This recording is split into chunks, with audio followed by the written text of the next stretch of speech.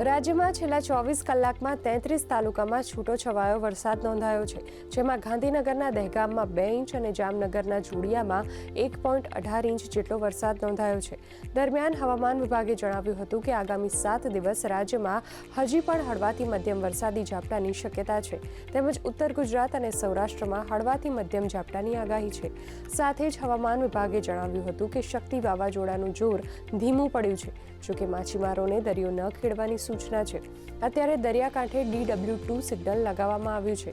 દ્વારકાથી 940 કિલોમીટર અને નલિયાથી 960 કિલોમીટર દૂર શક્તિ વાવાઝોડું પહોંચ્યું છે, જે આવતીકાલથી ડિપ્રેશનમાં પરિવર્તિત થશે.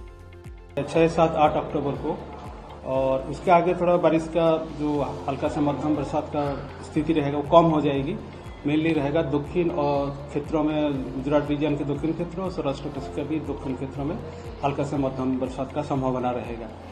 अभी जो हमारा साइक्लोनिक स्टॉर्म शक्ति इसका जो स्थिति है अभी वीकेंड होके ये साइक्लोनिक स्टॉर्म हुआ है. अभी इसका जो पोजीशन है west central and adjoining north west Arabian sea near latitude 19.6 degree north and longitude 60.5 degree east. अभी ये द्वारका से 940 kilometre west south west wide direction में है और नलिया से 960 kilometre west south west direction पे है. It is likely to move east south east और डायरेक्शन में over west central and adjoining north west Arabian sea and और भी धीरे धीरे और भी वीकन हो जाएगी into depression morning of 7 October.